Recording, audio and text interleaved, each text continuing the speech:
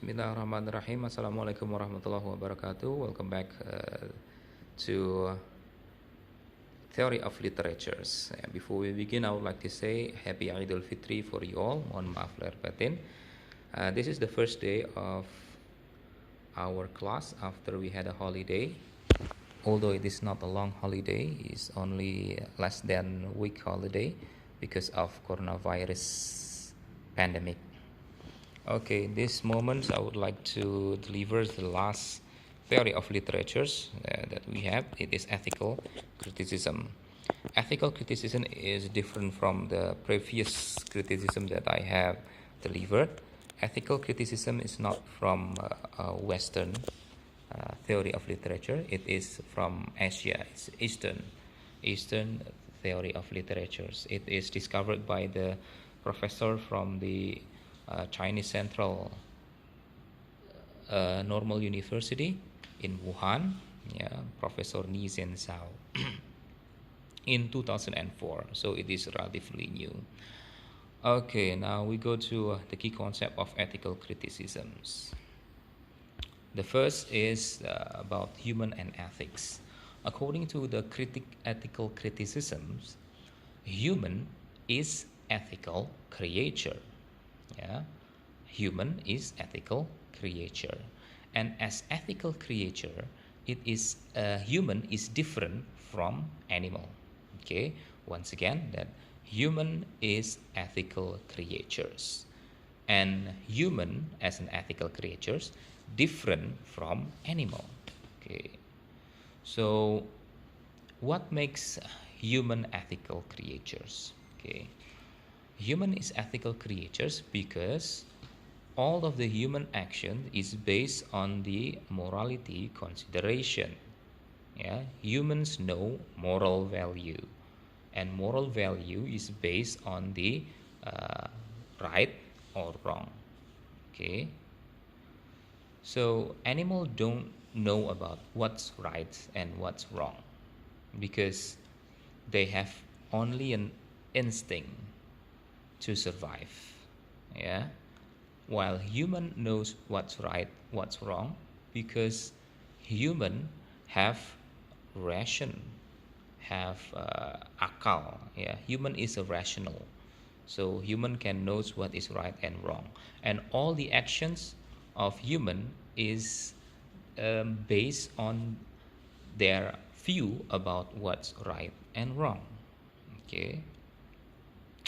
However, human is the mixture between human factor and animal factor. In other words, actually, human is unique because inside of the human, they have the human things like rational consciousness, but in the same time, human also have animal factor like animal instinct. Okay. So that's why in ethical criticisms, this is known as the spin factor. As you can see, the picture of spin. Spin here is the mixture of human and animal. Spin have human head, with the lion's body. This is a symbol of human, because human have qualities of human, human qualities such as have rationality. Human have ethical consciousness. Human knows morality, what's right and wrong. But at the same time, human also have animal factor. Human have animal instinct. Human needs to eat. Humans needs to have sex, to have reproductions, just like an animal to survive. Okay, this is what we call as a spin factor. Okay, next. Nah, because human have human factor and animal factor, and human factor tend to be human factor tend to be ethicals, yeah, and wants to create the ethical orders. So ethical orders here's the what we call as orders, ya, keteraturan in Indonesia, keteraturan, kepatuhan based on the morality, based on the morality law. Okay, while the animal instinct, yeah, tend to transgress the ethics, tends to violate the ethics. Yeah, animals factors, animal instinct usually transgress or violates, melanggar. Ya, biasanya insting kehewanan itu melanggar etika, melanggar moralitas. Okay, so that's why we call it as the ethical chaos.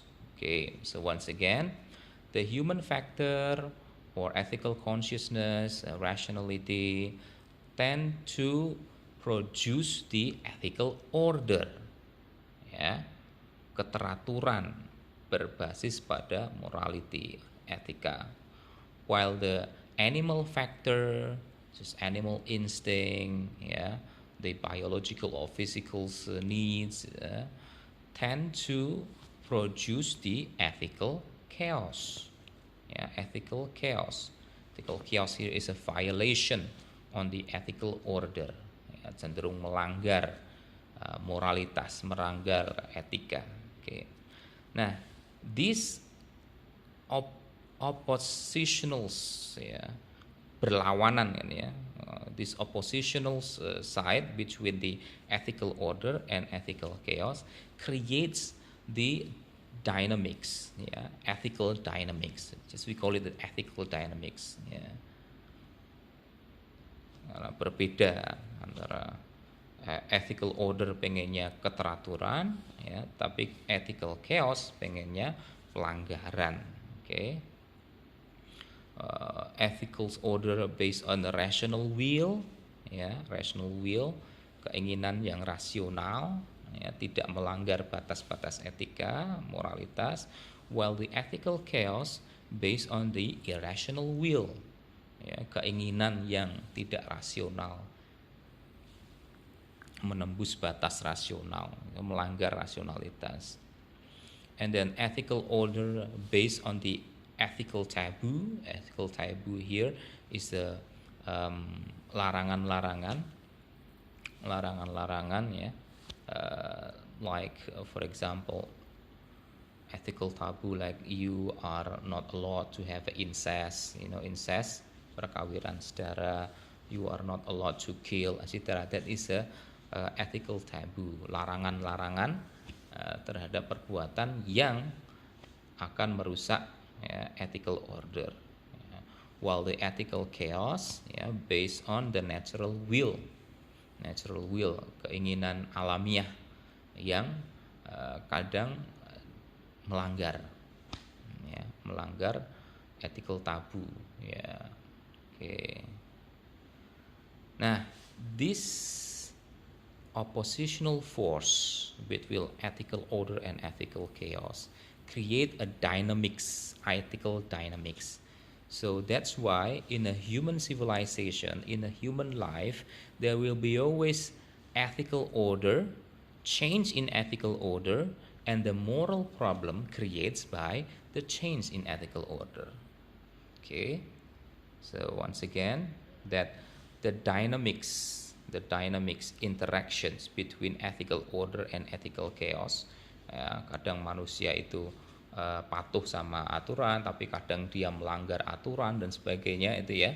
Jadi interaksi antara keduanya ini, human factor and animal factor, akan menyebabkan satu ethical order, ya. If human obey the ethical rule, yeah, the morality, there will be ethical orders. Yeah. But if human transgress it, human violates the ethical order, there will be change in ethical order. Yeah. And then if the ethical order is changed, there will be a moral problem. Okay, that's it. So what about the literatures? Literatures is, according to the ethical criticism, literatures is the expressions of ethics and morality. Ya. Jadi karya sastra menurut ethical criticism itu adalah bentuk dari ekspresi atau ungkapan etik dan moralitas. Yeah. So that's why in literatures you will find the moral values, the ethical values. You will find the ethical order, the change in ethical order, and then the problem of morality created by the change in ethical problem. Yeah. Okay. Okay, so back again that the literatures, according to ethical criticism, is a kind of expression of ethics and morality, yeah, in a certain historical context. In a certain historical context, yeah. Why in this certain historical context? Because ethics is change, yeah, is change. For example, in ancient era, for example, Indonesia, in Japanese people, especially the women, yeah, they wear kemben, yeah, kemben here is a kind of cloth that wore by the women, and you can see the kemben itself, yeah. Nah, in a certain era, kemben is normal, yeah. It is obey the ethical value, morality value. But in today's era, you cannot find Japanese people use kemben, yeah, wear kemben in public area. Okay, so in the ancient time of Japanese, women can go in the public place by using kemben. But in today's era, you cannot find Japanese people use kemben to go to school or use kemben to go to the cinema. No. Okay, so because the change in ethics, it makes ethics become the different in different time, yeah, in a different place.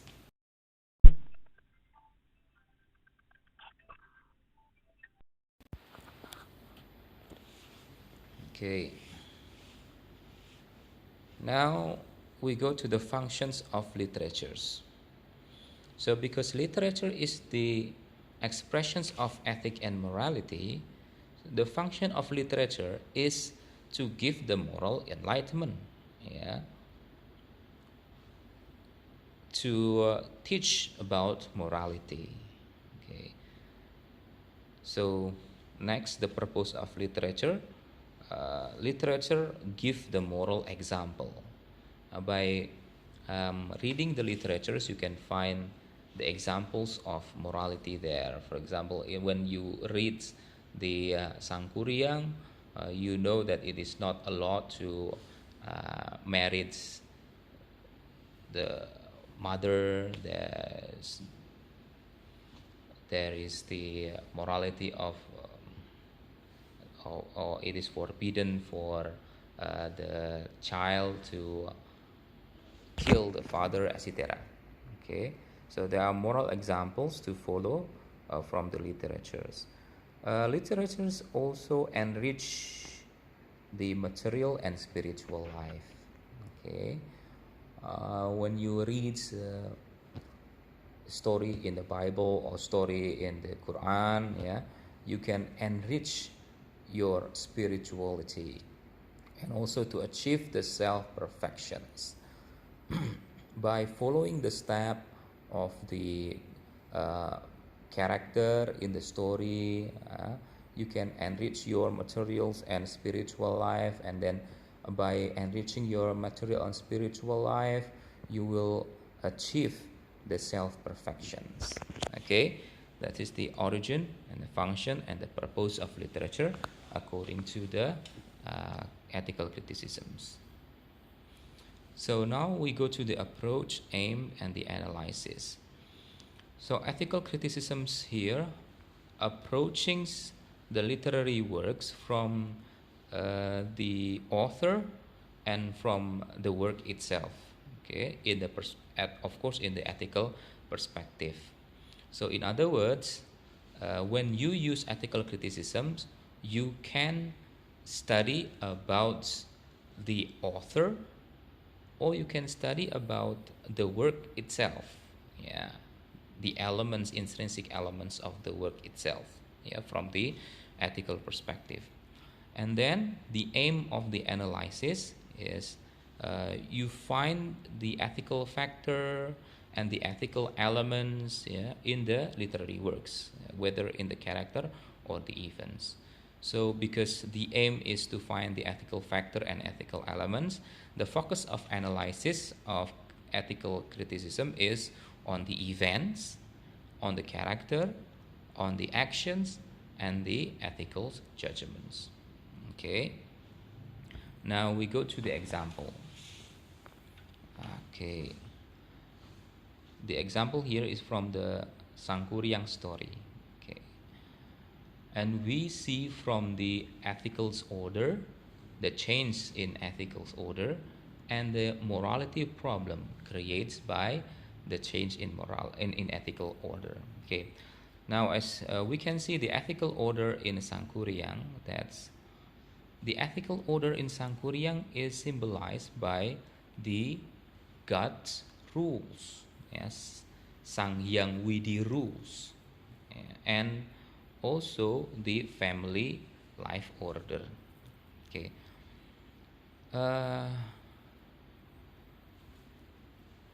the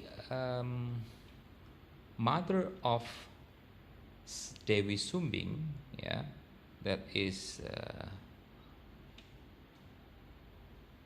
Konsi Chaleng, yeah, sorry. The mother of Dayang Sumbing actually is the cursed goddess, and Tumang is also cursed gods. Okay, why they were cursed? Because they violate the God's rule. Okay, I don't know, I cannot find what God's rule violates by Tumang and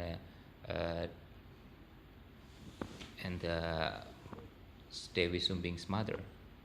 Okay, and then in Sangkuriang, we know that the ethical order here is symbolized by the family life order. As a normal family, yeah, it's a normal family. It should be normal father, yeah, mother, and son. Okay, with the order that the son cannot marry the mother, yeah, etc. Yeah. However, this ethical order is violated. The ethical order is violated. Yeah, so it creates the ethical change. Yeah, the ethical change here in form of abnormal love or sexual relationships. We can see the abnormality of love relationship between Dayang Sumbi and Tumang, between humans and the animal, although the animal is a cursed god. And then abnormality of a family. The abnormality of family here, like the relationships between the Sangkuriang himself with his mother Dewi Sumbing, yeah, and then the killing of Tumang by his own child Sangkuriang. Okay. Next, so the ethical change in form of abnormal sexual relationship and abnormal family here creates the moral problem. Yeah, it is incest, yeah, and bestiality. Bestiality is the sexual relationship between human and animal. Okay. Also, the moral problems such as the cursed god and goddess, yeah, Dewi Wayung Hyang. Dewi Wayung Hyang is the mother of Dayang Sumbi and Tumang here, yeah, and then the cursed immorality. I'm sorry, cursed immortality. The immortality here keabadian Dewi Sumbi, but because keabadian of Dewi Sumbi here is not normal, it is curse. Yeah, that's why keabadiannya creates the incest. Yeah, keabadian yang gak barokah lah gitu ya. Okay. So from these examples of ethical order, ethical change, and ethical problems, yeah, we can have the ethical teaching, moral teaching from the story that is to avoid the ethical taboo, yeah, such as incest, bestiality, and to avoid the ethical chaos. Ethical chaos here caused by the animal-like actions, yeah, the actions that like an animals, like killing, like incest, like all the violations made by the humans in Sangkuriang story, yeah, or made by gods in Sangkuriang story. Okay, and usually lots of folk tales from Indonesia or from other country, usually they teach about avoiding the taboo, yeah, avoiding the taboo such as incest or bestiality. Okay, you can find another folk tales that promotes the ethical taboo teaching. Okay, I think that's all about the ethical criticisms. If you have a problem or questions, you can ask me by